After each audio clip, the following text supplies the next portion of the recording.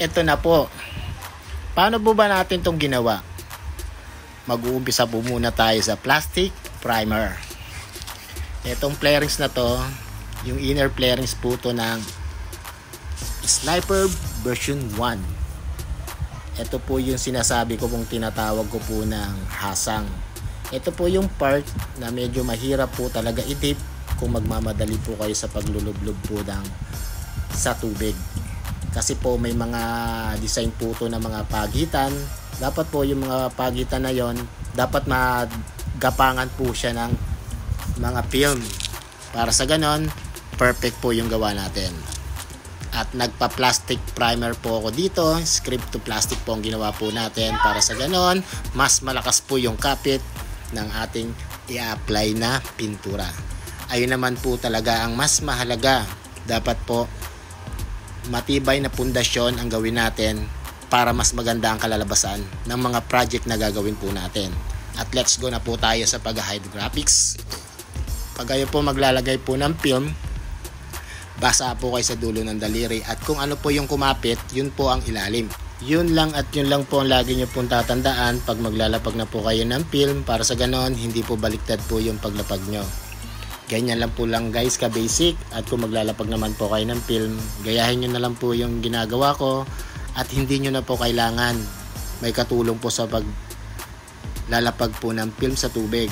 Gawa po ng kahit mag-isa, kayang-kaya naman po. Ganyan lang po.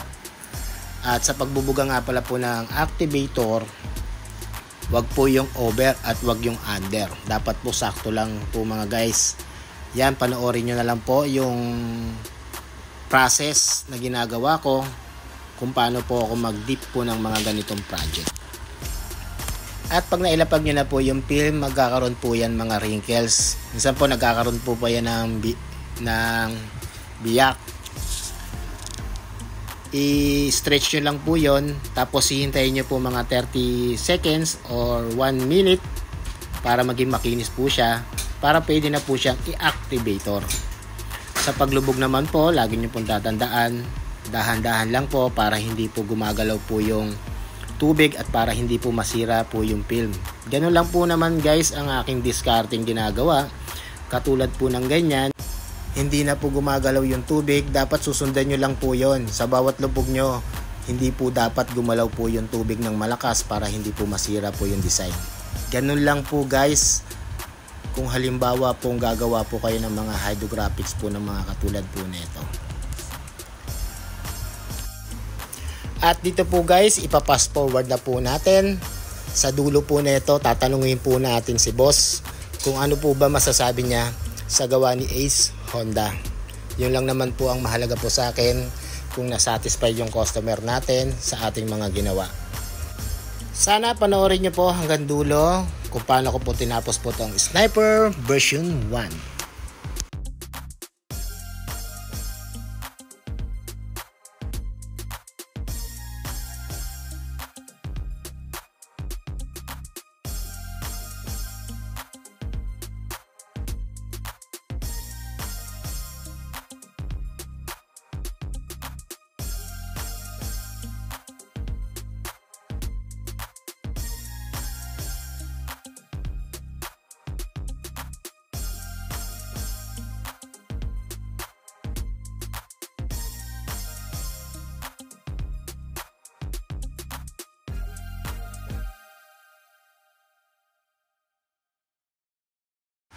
At ito na po guys yung finish ng ating project.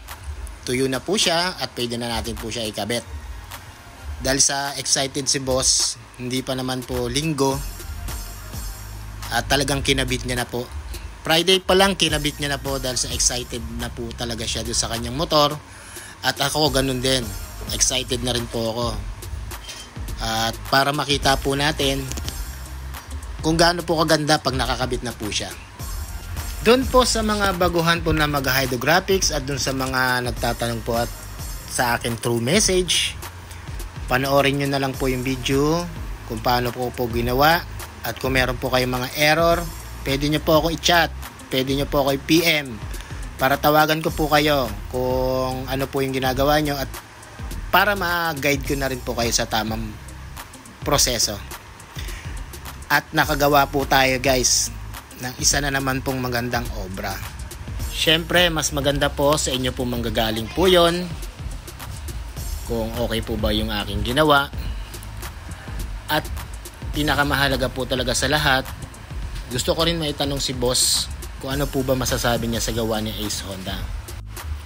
At eto na po guys, ang finish ng aking project. At nandito na po si boss at ito na po yung aming project na ginawa. Ang laki ng transformation talaga na itong motor na to. Tatanungin natin si boss kung ano masasabi niya ba sa gawa ni Ace Honda. Boss, ano ba masasabi niyo sa gawa ni Ace Honda? Salamat sa pag-transform ng panibagong mukha ng aking motor. Napaganda, sobrang na-amaze ako dun sa kinalabasan. Salamat na salamat. Maraming salamat din boss sa tiwala boss. At lagi po kayo ingat. Yan. Isa na naman po na pinakamagandang nagawa natin sa ating project. At sa kanya na po. At kayo na rin po guys gumusga. Meron pa po kami gagawin dito at binabalakan daw niya na i-hydrographics namin yung kanyang mags. Muli, maraming po salamat. Kita-kita lang ulit po tayo next project. Bye bye.